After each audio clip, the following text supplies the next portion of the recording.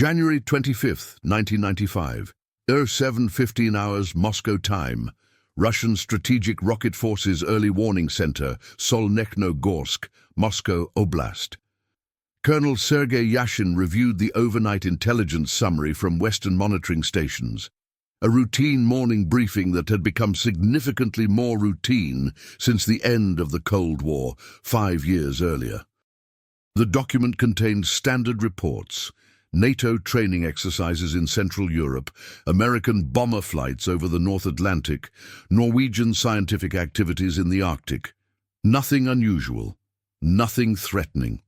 The post-Cold War era had brought reduced tensions, improved cooperation, and a general belief that the nuclear confrontation that had dominated the previous 4 decades was over. Yashin signed off on the intelligence summary and prepared to brief the morning shift change.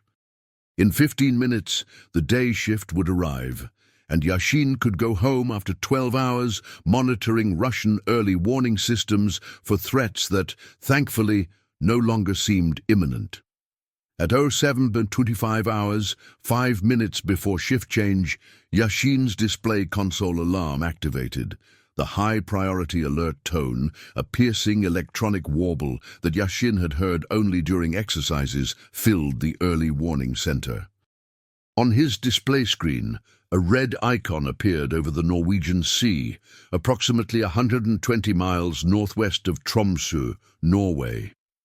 The icon represented a ballistic missile launch detection by Russian early warning satellites. Yashin stared at the display, his mind processing what he was seeing. Launch origin, Norwegian territory. Trajectory, ascending rapidly, on course toward Russian airspace. Projected path, directly toward Moscow. The early warning system computer generated an automatic assessment displayed in Russian text on Yashin's secondary screen. Single ICBM launch detected. Origin, Norwegian territory. Trajectory, ballistic profile consistent with Trident D5 SLBM or similar system. Projected impact area, Moscow Military District. Estimated time to impact, 8 to 10 minutes. Yashin felt his stomach drop. A missile launched from Norway toward Moscow. Norwegian territory hosted no missile systems. But American submarines operated in Norwegian waters. A Trident D5 submarine launched ballistic missile, fired from a submarine in the Norwegian Sea, could reach Moscow in 8 to 10 minutes. The trajectory, the timing, everything was consistent with an American submarine launch, using Norwegian territorial waters as a firing position. But this made no sense. American-Russian relations in January 1995 were the best they had been in 50 years. President Bill Clinton and President Boris Yeltsin were working on cooperative security initiatives. Nuclear weapons were being dismantled under START I treaty provisions. There was no crisis, no tension, no reason for American attack. Yashin reached for the direct phone to the Russian General Staff, the secure line that would connect him to the senior duty officer responsible for notifying Russian political and military leadership of nuclear attack. His hand hesitated over the phone. What he reported in the next 30 seconds would determine whether Russian strategic forces went to maximum alert, whether President Yeltsin would be woken and briefed on possible American attack, whether Russia's nuclear forces would prepare for retaliatory launch. The display showed one missile, not hundreds, not thousands, one single launch from Norwegian territory. Yashin's training said single launch could be precursor to larger attack. American doctrine might use single high-altitude nuclear detonation to create electromagnetic pulse, disabling Russian communications before main attack. Or single launch could be accident, malfunction, or false alarm. At 07:26 hours, 1 minute after the launch detection, Yashin lifted the phone and called the General Staff. What he didn't know, what the early warning system couldn't tell him, was that the missile his satellites had detected was a Black Brant 12 scientific research rocket launched by Norwegian and American scientists to study the aurora borealis. The rocket, carrying instruments to measure atmospheric conditions, was flying a trajectory that to Russian satellites looked identical to a submarine-launched ballistic missile ascending toward Russia. For the next 8 minutes, Russian early warning systems would track what they believed was an American nuclear missile heading toward Moscow. Russian strategic forces would go to maximum alert. President Yeltsin would be woken and presented with the nuclear briefcase, the Cheget, containing launch authorization codes. And the Russian leadership would have 8 minutes to decide whether this single launch was an accident, a false alarm, or the beginning of an American nuclear first strike that required immediate retaliation. To understand how a Norwegian weather rocket nearly started World War III, one must understand the post-Cold War security environment of January 1995, the Russian early warning systems that detected the rocket, and the specific circumstances that made a scientific research launch appear to Russian observers as an American nuclear attack. The Cold War officially ended in 1991 with the dissolution of the Soviet Union. The Russian Federation, the largest successor state, inherited most of the Soviet nuclear arsenal and the responsibility for maintaining strategic deterrence. But the Russian military in 1995 was in a state of severe decline, suffering from budget cuts, outdated equipment, and deteriorating morale. Russian early warning systems, designed during the Soviet era to detect American missile attacks, were functioning but degraded. Satellite coverage had gaps due to satellites reaching end-of-service life without replacement. Ground-based radar systems operated intermittently due to maintenance issues. The comprehensive early warning network that had existed in 1985 had by 1995 become a patchwork system with reduced reliability. The strategic nuclear balance in January 1995 heavily favored the United States. Russia maintained approximately 7,000 strategic nuclear warheads on ICBMs, SLBMs, and bombers, down from 11,000 at the Cold War peak. The United States maintained approximately 8,500 strategic warheads. More importantly, American systems were better maintained, with higher readiness rates and more reliable command and control. Russian military doctrine in 1995 still emphasized launch-on-warning capability, the ability to detect enemy attack and launch retaliatory forces before incoming warheads arrived. But the doctrine was complicated by the deteriorated state of early warning systems. With gaps in satellite coverage and unreliable radars, Russian confidence in their ability to detect attacks had decreased significantly. This created a dangerous situation. Russian doctrine required launch-on-warning to ensure retaliation, but Russian systems were less capable of distinguishing genuine attacks from false alarms or ambiguous events. The risk of overreaction to uncertain warnings had increased precisely as tensions had decreased. The political context of January 1995 was complex. President Yeltsin faced domestic challenges from nationalist politicians who opposed cooperation with the West and who argued that Russia was being weakened by post-Cold War agreements.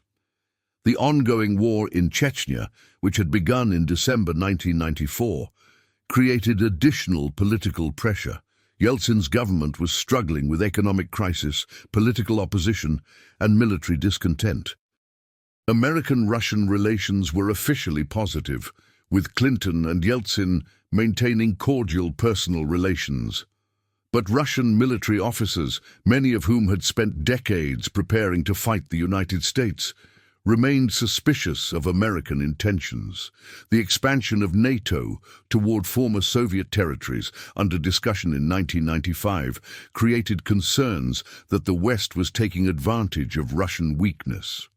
Into this environment of reduced but not eliminated nuclear forces, degraded early warning systems, domestic political pressure, and lingering military suspicion came a scientific research rocket launched from Norway to study the aurora borealis.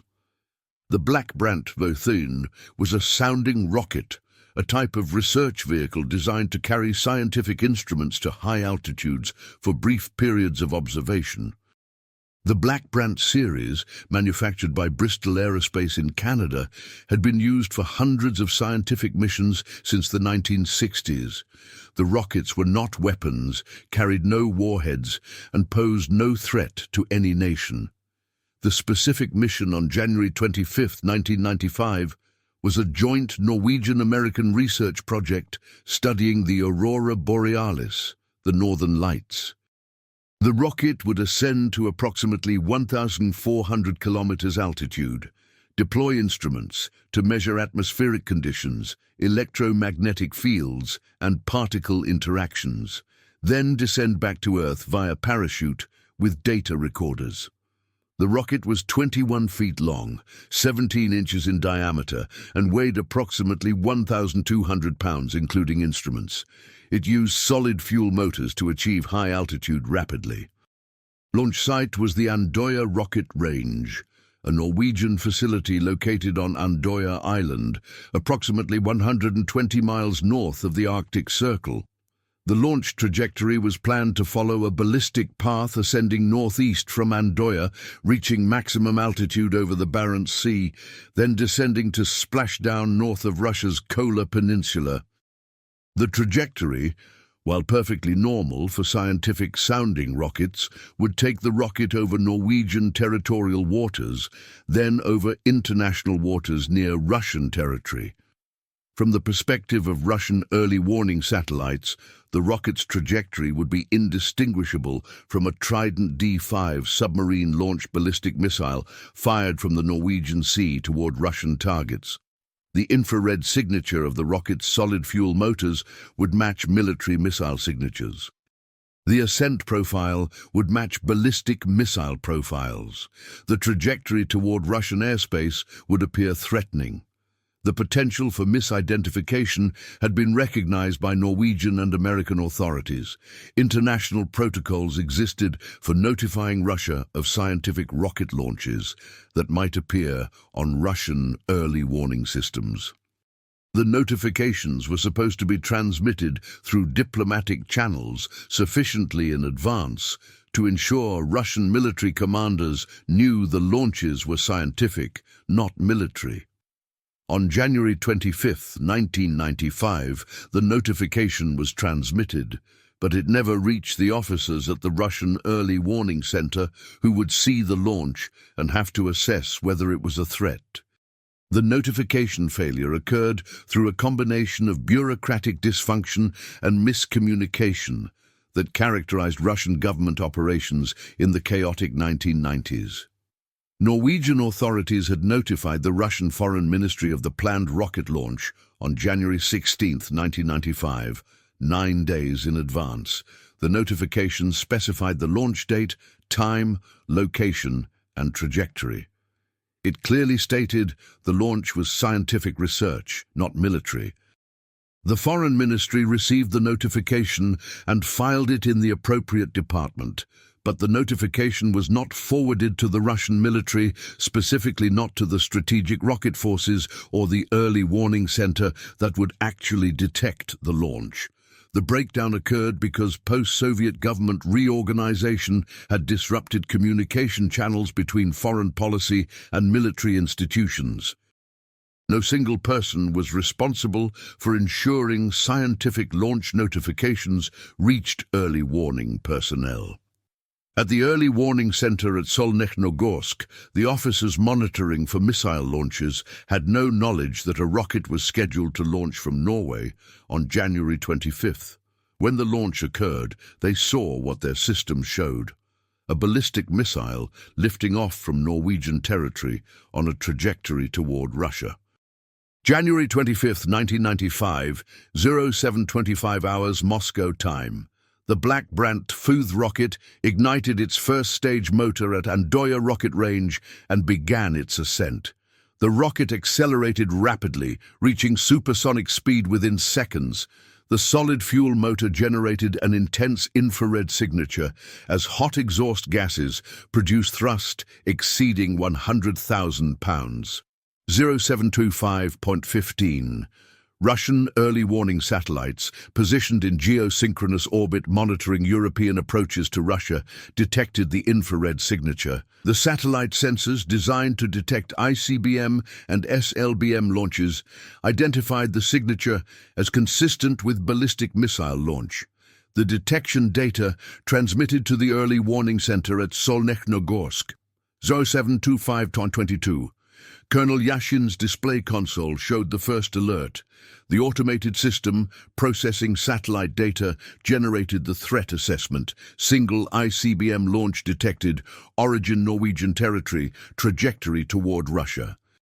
The system calculated projected impact area based on observed trajectory. Moscow Military District. 072530. Yashin verified the alert through multiple data sources. The satellite data was definitive. Infrared signature, consistent with large, solid fuel motor. Acceleration profile, consistent with ballistic missile. The trajectory was ballistic, meaning the object was following a parabolic path determined by initial velocity and gravity, consistent with missiles, not aircraft. Yashin checked for notification of planned scientific launches. The Early Warning Center maintained a log of scheduled rocket launches that might appear on detection systems. The log for January 25th showed no scheduled launches from Norway. 0725.45. Yashin called the General Staff Senior Duty Officer, Army Major General Vladimir Yakovlev. General Staff, this is Solnechnogorsk, early warning. We have ballistic missile launch detection. Single missile, launch origin Norwegian territory, trajectory toward Moscow region, satellite confirmation, request immediate alert notification to National Command Authority. General Yakovlev, woken from sleep in his office by the call, responded, Solnechnogorsk, confirm you are reporting single missile launch from Norway toward Moscow. Affirmative, General. Satellite detection at 0725 hours. Trajectory analysis shows ballistic profile. Projected impact Moscow Military District in approximately 8 to 10 minutes. 0726, go. General Yakovlev made the decision that protocol required. Single launch or mass attack, Norwegian territory or Soviet heartland. Any ballistic missile detected on trajectory toward Russian territory required notification of the President. Yakovlev ordered immediate alert notification to President Yeltsin and activation of the Kazbek system, Russia's nuclear command and control network. 072630. At President Yeltsin's residence at Gorky 9, approximately 15 miles west of Moscow, a military aide woke the President. Mr. President, we have a ballistic missile launch detection. One missile from Norwegian area toward Moscow. Early Warning Center reports 8 minutes to possible impact. General Staff is activating the Kazbek system. Yeltsin, 64 years old and in poor health, woke with difficulty. The aide helped him sit up. Within seconds, 2 more military officers arrived carrying the Cheget, the nuclear briefcase containing launch authorization codes, communication systems, and threat assessment displays. 7.27. The Cheget was activated. The briefcase opened to reveal a communication terminal and a display screen. The screen showed the early warning data. 1 detected launch, trajectory plot, projected impact area, estimated time to impact now, 7 minutes. General Yakovlev, connected via secure communication to the Cheget, briefed Yeltsin. Mr. President, our satellites detected single ballistic missile launch from Norwegian territory at 0725 hours. Trajectory indicates possible impact Moscow region. We have 7 minutes to impact. I am implementing maximum alert for strategic forces. Nasulo 72730. Across Russia, strategic forces received maximum alert orders. At ICBM bases, launch crews went to stations. Mobile missile systems began deployment procedures. Ballistic missile submarines at sea went to launch readiness. Nuclear-capable bomber crews prepared for immediate takeoff. The Russian strategic nuclear arsenal, approximately 3,000 weapons on high alert, moved to maximum readiness. 11280. Yeltsin, now fully awake and receiving briefings from multiple military officers crowding his bedroom, demanded assessment. Is this an attack? One missile? Why one missile? General Yakovlev responded, Mr. President, American doctrine might use single high-altitude detonation for electromagnetic pulse attack, disabling our communications before main attack. Or this could be accident, malfunction. We are attempting radar confirmation now. 72830. Russian ground-based radars in the northern region were attempting to acquire the target. The early warning center at Olenogorsk on the Kola Peninsula reported, We have possible radar contact. Target is high altitude, ballistic trajectory, current altitude approximately 400 kilometers and climbing. This was consistent with a missile on ascent. The target was high enough to be detected by radar, but still ascending, suggesting it had not yet reached apogee, the highest point of its trajectory. 07290. 4 minutes after launch, the Black Brant Dvorthine reached maximum altitude, approximately 1,400 kilometers. At this point, the rocket's motor burned out. The trajectory, which had been ascending rapidly, transitioned to the descent phase. The rocket began falling back toward Earth, following a ballistic path that would bring it down into the Barents Sea north of Russia's Kola Peninsula. 072930. Russian radar systems detected the trajectory transition. The target had reached apogee and was now descending. But critically, the descent trajectory was toward the Barents Sea, not toward Moscow. The impact point prediction, which had initially calculated Moscow region impact, was now calculating ocean impact approximately 1,000 kilometers north of Moscow. At the early warning center, Colonel Yashin saw the trajectory update on his display. The missile was not heading toward Moscow. It was heading toward the ocean. This was not consistent with an attack. Missiles targeting Moscow would follow different trajectories. Missiles descending toward the ocean suggested either a failed launch, a test launch, or something other than an attack. 0730 Bouger. Yashin updated the General Staff. General, trajectory analysis shows target descending toward Barents Sea, not Moscow. Current projection shows ocean impact, not land. Assessing this may not be attack scenario. U-730-30. General Yakovlev updated President Yeltsin.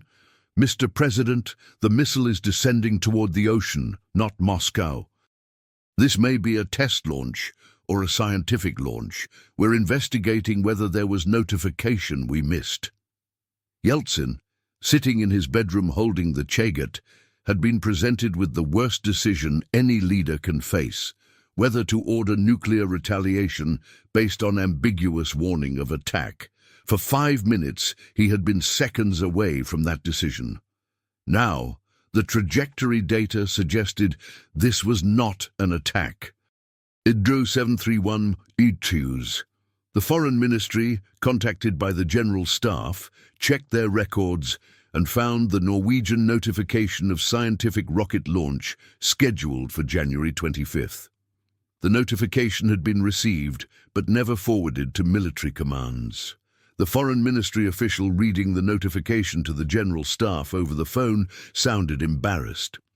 General, we have notification from Norwegian authorities dated January 16th. Scientific research rocket Black Brant Tund launched from Andoya, trajectory over Barents Sea. This appears to be that launch. Jo 73130. General Yakovlev confirmed to President Yeltsin, Mr. President, we have found notification of Norwegian scientific rocket launch. This is not an attack. This is scientific research mission that was not properly communicated to our early warning personnel. I recommend stand down of alert status. 0732. Ifers. Yeltsin ordered stand down. The Cheget was closed. The maximum alert was cancelled. Strategic forces returned to normal readiness. The crisis was over. 0733 JARS. The Black Brant Fothi rocket splashed down in the Barents Sea, approximately 600 kilometers north of the Russian coast. The rocket's data recorders, suspended from parachutes, were recovered by a Norwegian research vessel. The mission was successful. The scientists obtained valuable data on atmospheric conditions and aurora phenomena. Total duration of the crisis: 8 minutes from launch detection to stand-down order. For 8 minutes, Russia believed it might be under attack. For 8 minutes, President Yeltsin held the Cheget and contemplated whether to order nuclear retaliation. And for 8 minutes, the world approached nuclear war because a scientific rocket launched to study the Northern Lights had appeared on Russian early warning systems as an American missile heading toward Moscow. The timeline of what would have occurred if the trajectory analysis had not revealed the ocean impact point, or if Yeltsin had decided the single launch was a precursor to larger attack requiring immediate retaliation, can be constructed from Russian nuclear war planning procedures. January 25, 1995, 072930, hypothetical extended timeline. Russian radar continues tracking the target, but trajectory analysis remains ambiguous, showing possible Moscow impact with 40% probability and possible ocean impact with 60% probability. The ambiguity arises from limitations in radar coverage and conditions affecting radar returns. 0730-0, President Yeltsin, briefed on 40% probability of Moscow impact, faces the decision: wait for better information and risk losing the 3.4 minutes needed to launch retaliatory forces before possible impact, or order immediate launch to ensure retaliation before Russian command systems are potentially destroyed. General Yakovlev presents the military assessment. Mr. President, we have single detected launch. This could be electromagnetic pulse attack meant to disable our systems before main attack. If we wait and it is real attack, we lose our ability to respond. Recommend immediate authorization of retaliatory strike against American targets. 0730-30. Yeltsin, influenced by military advice and aware that NATO expansion discussions have created tensions, concludes that waiting is too risky. He authorizes limited retaliatory strike, 50 ICBM launches targeting American strategic facilities. The authorization is transmitted via the Kazbek system. 07310. Strategic rocket forces receive launch orders. At ICBM bases across Western Russia and Siberia, launch crews authenticate the orders and initiate launch sequences. Approximately 50 SS-18 and SS-25 missiles are brought to final launch status. 0732-0. First Russian ICBMs begin launching from silos. American early warning satellites detect the launches within 60 seconds. 732.30. At the Pentagon, the National Military Command Center receives alert from U.S. Space Command. Multiple Russian ICBM launches detected, approximately 50 missiles. Trajectory analysis indicates targets are U.S. strategic facilities. 0733. Joe. President Bill Clinton is notified at the White House. He is briefed. Russia has launched approximately 50 ICBMs toward the United States. No known crisis existed before the launch. No intelligence indicated Russian attack preparation. This appears to be unprovoked attack, or possibly response to something America doesn't know happened. 0734. 0. Clinton faces the impossible decision. Russian missiles are inbound with 25 minutes to impact. Does he order retaliation, which means nuclear war? Does he attempt to contact Yeltsin to understand what's happening? Does he wait to see where the missiles impact before deciding? 7350. Clinton orders immediate communication with Russia while simultaneously alerting US. Strategic forces. The hotline between Washington and Moscow is activated, but Russian command networks, having just launched 50 ICBMs, are saturated with operational communications. Clinton's call cannot get through. 0736. Bars. With no ability to contact Russian leadership and 20 minutes until first impacts, Clinton authorizes retaliatory launch. Approximately 100 Minuteman III ICBMs are ordered to launch. 0738. American ICBMs begin launching. Within 3 minutes, 100 missiles are in flight toward Russian targets. 0739. Sioux. Russian early warning systems detect American launch. Russian military leadership concludes their assessment was correct. American attack was underway, Russia's limited retaliation was appropriate, but now full American retaliation is occurring. 0740 hours. Russian strategic rocket forces receive orders to launch all remaining forces. Approximately 1,000 additional ICBMs begin launching. 0805.0. First Russian missiles impact American targets. First American missiles impact Russian targets. Nuclear war is fully engaged between the United States and Russia. By 0900 hours, approximately 1,500 nuclear weapons would have detonated across North America and Russia. Casualties would exceed 100 million in the first hour. Additional NATO and Russian forces would engage, expanding the war to Europe. By end of day, human civilization would be entering collapse that would kill billions. This timeline would have been triggered by a Norwegian weather rocket, whose trajectory appeared ambiguous, long enough that Russian leadership, operating with degraded early warning systems and making decisions in minutes, concluded that waiting for perfect information risked losing the ability to retaliate. The actual timeline ended at 0731:30, when trajectory analysis definitively showed ocean impact and Foreign Ministry notification confirmed scientific launch. The margin separating peace from nuclear war was trajectory analysis conducted between 0729 and 0731. 2 minutes of tracking that showed the rocket was heading toward the ocean, not Moscow. The investigation into the January 25th incident was conducted jointly by Russian and Norwegian authorities, with American participation due to U.S. involvement in the rocket launch. The investigation identified multiple failures and implemented changes to prevent similar incidents. The primary failure was the notification breakdown between the Russian Foreign Ministry and military commands. Norwegian authorities had properly notified Russia of the planned launch 9 days in advance. But the notification never reached the early warning center personnel who would detect the launch. The investigation found that no formal procedure existed for distributing scientific launch notifications to military early warning commands. Recommendation 1.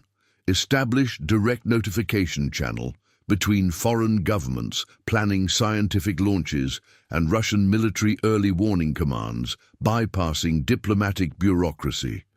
Recommendation 2. Create database of scheduled scientific launches accessible to early warning center personnel, updated continuously through automated systems. The secondary failure was the Russian early warning system's inability to immediately distinguish scientific-sounding rockets from military ballistic missiles. The infrared signatures and trajectory profiles were too similar. Russian satellites, designed during the Cold War to detect Soviet-era missiles, had difficulty distinguishing smaller rockets from larger missiles. Recommendation 3. Upgrade satellite sensors to better distinguish between military missiles and scientific rockets based on size, burn time, and trajectory characteristics. The broader issue revealed by the January 25th incident was that Russian early warning systems, degraded by lack of investment since the Cold War ended, were highly vulnerable to false alarms and ambiguous events. Russian military doctrine still required rapid response to attack warnings, but system reliability had decreased significantly, creating conditions where misidentification was increasingly likely. Recommendation 4. Modify Russian nuclear doctrine to allow longer assessment times for ambiguous events, reducing pressure to launch based on incomplete information. The political impact of the incident was significant. President Yeltsin, who had held the Cheget for 8 minutes contemplating nuclear war, was reportedly shaken by how close Russia had come to catastrophic error. The incident influenced Russian thinking about nuclear force posture and early warning system reliability. American President Clinton, briefed on the incident after it resolved, was likewise disturbed by how a scientific rocket had nearly triggered nuclear war. The incident contributed to increased U.S. Russian cooperation on early warning data sharing and communication improvements. The January 25th incident was the last Cold War-style nuclear close call. In subsequent years, Russian early warning systems continued to degrade, but threat perceptions also decreased. By the 2000s, US-Russian nuclear confrontation, while still existing in theoretical terms, had become sufficiently distant that false alarms generated less severe responses. The scientists who launched the Black Brant rocket were horrified to learn their research mission had nearly started World War III. The principal investigator for the Aurora research project, Professor Erik Vinje, from the University of Oslo, stated in interviews, "We followed all protocols. We notified Russian authorities weeks in advance. We had no idea the notification never reached their military. The thought that our scientific research almost caused nuclear war is deeply disturbing." Odile, the statistics of what was prevented by 2 minutes of trajectory analysis on January 25, 1995, quantify how close the world came to ending. January 25, 1995. Incident summary. Launch time, 0725 hours, Moscow time rocket type, Black Brant scientific sounding rocket launch location, Andoya rocket range, Norway mission, Aurora Borealis research. Russian detection, 0725.15 hours, maximum alert level, President Yeltsin, holding Cheget, strategic forces at launch readiness, and minutes, crisis duration, 0735 to 0733 hours. Resolution, trajectory analysis showed ocean impact. Foreign Ministry notification confirmed scientific launch casualties. Zero margin of safety. 2 minutes of trajectory tracking showing ocean impact instead of Moscow impact. If retaliation had been ordered, Russian missiles launched, initial 50, expanding to 1,000 plus. American response, approximately 100 initially, expanding to full retaliation. Total weapons detonated, approximately 1,500 to 2,000 immediate casualties, to 150 million first-year casualties, 500 million to 1 billion long-term effects. Nuclear winter, agricultural collapse, civilization collapse. Cost of Black Brant rocket, approximately $1 million. Cost of Aurora Borealis research data, scientific value, cost of prevented nuclear war, incalculable margin of survival, 2 minutes of trajectory analysis plus Foreign Ministry notification found in files. On January 25, 1995, at 0725 hours Moscow time, Norway launched a weather rocket to study the Aurora Borealis.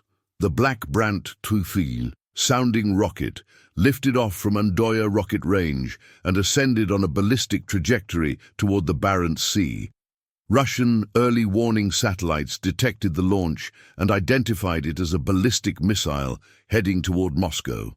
For 8 minutes, Russia believed it might be under attack. President Yeltsin was woken and presented with the Cheget, the nuclear briefcase containing launch authorization codes. Russian strategic forces went to maximum alert. President Yeltsin, sitting in his bedroom holding the Cheget, contemplated whether to order nuclear retaliation based on detection of a single missile whose origin and purpose were unknown. Trajectory analysis showed the rocket was heading toward the ocean, not Moscow. Russian Foreign Ministry files revealed notification of a Norwegian scientific launch that had never reached military commands. The crisis was resolved. The alert was cancelled. The rocket splashed down harmlessly in the Barents Sea, carrying valuable scientific data on atmospheric conditions. Norway launched a weather rocket, making Russia believe US strike started in January 1995. For 8 minutes, the world approached nuclear war because a scientific research mission, properly notified but improperly communicated to military personnel, appeared on Russian early warning systems as an American nuclear attack. The incident proved that even after the Cold War ended, even with improved US-Russian relations, even in the absence of political crisis, the combination of degraded early warning systems, rapid response nuclear doctrine, and routine scientific activities could bring the world to the brink of annihilation. A weather rocket launched to study the northern lights. Russian satellites detected a missile. President Yeltsin held the nuclear briefcase. And for 8 minutes, human civilization survived only because trajectory analysis took 2 minutes to show the rocket was heading toward the ocean instead of Moscow. The Norwegian scientists got their data. The Aurora Borealis research was successful. And the world survived because between 0729 and 0731 on January 25, 1995, Russian radar operators tracking what they believed was an American missile noticed the trajectory was wrong, and someone remembered to check whether the Foreign Ministry had received notification of scientific launches. Norway launched a weather rocket. Russia believed nuclear war had started. President Yeltsin contemplated retaliation. And 2 minutes of trajectory analysis, showing ocean impact instead of Moscow impact, stood between continued peace and nuclear holocaust.